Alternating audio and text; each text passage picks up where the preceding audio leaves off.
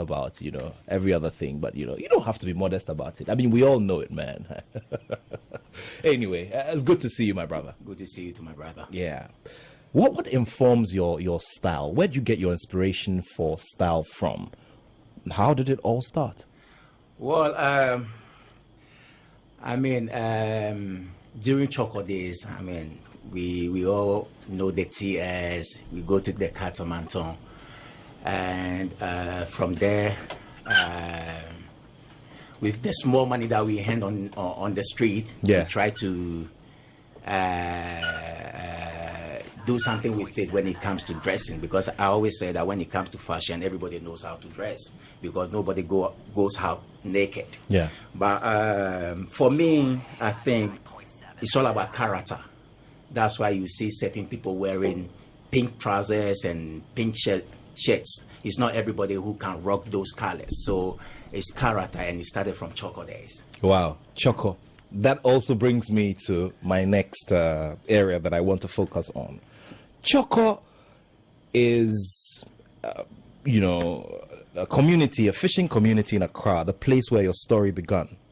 Now, a couple of days ago, we were having a conversation, myself, you, Magdan, and Magdan was trying to recollect when, he used to sell, what we call buffroot or togbe, and you told him that compared to you, he who thinks he struggled is a, quote unquote, a dadaba boy, or, he had a smooth start. And you were telling him a story. Well, as you said, Choco is a small fishing community in Accra. I was born and grew up in Choco, and Choco Lante Man.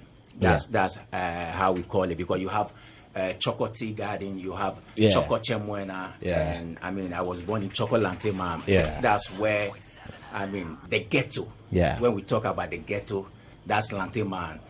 And my dad was a seaman, my mom a trader. I attended St. Martin's Preparatory School, and I mean, due to poverty, going to school as a kid, at times I go to school with no food, no money, so I have to walk from Choco to Mamprobi. And I'm telling you a story. I'm trying to build something Great, up. Sure. So one day I was going to school and I met a friend called Daniel. Daniel, I mean, they have money in their family. They were very rich. So Daniel saw me and he said, no, I asked him, Daniel, what are you doing here? Because you see, I have to walk from Choco to Mamprobi. But Daniel, they always come and drop him. So when I saw him in Mamprobi area, I was like, Daniel, what are you doing here? He said, oh, Steven, today I don't feel like going to school, so let's run out from school. And I was like, Daniel, I don't want to run out from school because we have this teacher called Sedoku, very hard teacher. I mean, he won't spare you if the least mistake that you make, you get you get lots of it. So I told Daniel that no, I have to go to school because I'm scared of Sedoku. So Daniel was like, Steve, okay, you know what? If we run out from school, I will buy you beans and plantain. I see. As soon as I had beans and plantain, I said, let me follow Daniel. So I followed Daniel to Salvation Army Park. And when we got there... in Latabi Okoshi? Latabi Okoshi, yeah. Sure. When we got there, Daniel fulfilled his promise. So we saw these young kids playing football there, and Daniel was like, Stevie, I know that you are good when it comes to football, so why don't you join the kids? So I joined them, and then we started playing. There was this man called Sanko. Sanko was like 20 meters from where we were playing. And I think I played so well. So after the game, Sanko was like, okay, they have a coast team, and they wanted me to join the coast team. That's where it started. But I mean, I'm so blessed because looking from where I'm coming from and where I am now, I think I'm the most blessed guy on earth planet because, as I said, it wasn't easy growing up in Choco. Wow. What took you away from the, I mean, because there were many temptations, drugs, you know, stealing, all of these. What is it that just kept you in between? Well, I think I have a funny character. Okay. I've been like this all my life, even from the Choco days. Yeah. Although I was working with or moving with, I mean, hard guys in the area. It's not everything that I would like to disclose here, but I mean, definitely my book. One day my book will come out. That's where I will put everything. So I have to try and hide certain things. I see. I mean, are you and talk about that? You know, how far have you gotten? When do you have a projection of when you will, you know, release that book? Don't worry, you'll be the second person to know. I'm glad. Yeah, I'm glad. Growing up in that area was very, very tough. I quite remember. I mean, at a point we were all sleeping in Trotro, and you will see, I mean, some of the guys will wake up at night, they are going to do their own things. I see. And at times they will wake you up to join, but it wasn't my thing. It wasn't my thing. I have in mind that I want to play football. So whatever I have to do to become a successful footballer, I have to. And one thing that I realized was I have to take my training seriously. I have to have passion with whatever I want to do.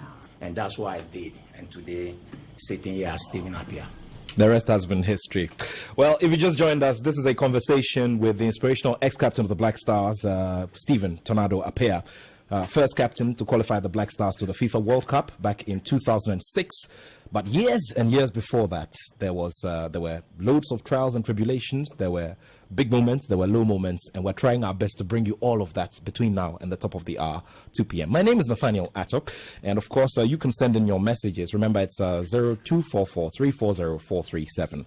We're streaming live on Facebook, and very shortly, we'll also make available the YouTube link. I'd read out the title of the page so that you can just type it in and watch the interview live on YouTube. Steven, you had the opportunity to benefit from the Colts system. You played Colts football and all of that. The big memories from those days and how it has impacted on your career. Well, I played for Mike Victory. Yeah. I mean, known as Fatah Babies. And I played with the likes of Peace, Nyadokwe Papo, who was my mate with the Black Stars, and other players. I mean, as I said earlier on, when I was growing up, my mind is to be, a top footballer. So I quite remember I was playing for, I played under 10, under 12, under 14, and under 17. When I was playing under 14, I was doing so well. So when I finished under 14, we played 1 o'clock. Then the under 17, they played 3 o'clock. So 1 o'clock, we play under 14. I was doing so well. After under 14, then I would wear under 17 jersey. So at times I got a chance to play for 5 minutes, 10 minutes. I quite remember when they promoted me to under 17, we played a game against Cowley Babies at Art Center where Accra Suffolk used to train. It was Wednesday. And that game, after our game, Accra Suffolk team will train because they have training at that Wednesday. So we play against Cowley Babies. There was a lot of debate that Atram is better than Steven Appiah. Steven Appiah is better than Godwin Atram. And that time, Cowley Babies was the richest team in Coast. I mean, when they come, you see them in uniforms. They dress very, very well. And some of us, we have to just put on a bandage and play on a Sakura pitch. So that game, I played so well.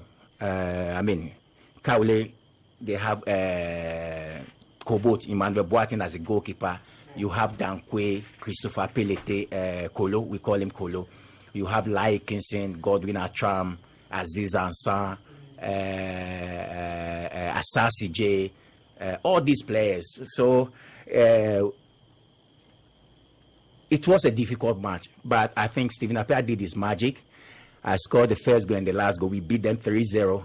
So when we finished the game, as fans, they started to give me. I mean, they started giving me money. So I was holding a handkerchief, and then they would put the money in there. So I went back home the next day. Emmanuel Ama Senegal came to my house and he said that the team manager of Accra Suffolk wanted me to join the Auroras. That was he was Thomas Okamba today, Nick Bese. So they signed me to the Auroras and I started playing. I played Auroras for 3 months and then I was promoted to the senior team, Accra Suffolk. Interesting stuff there.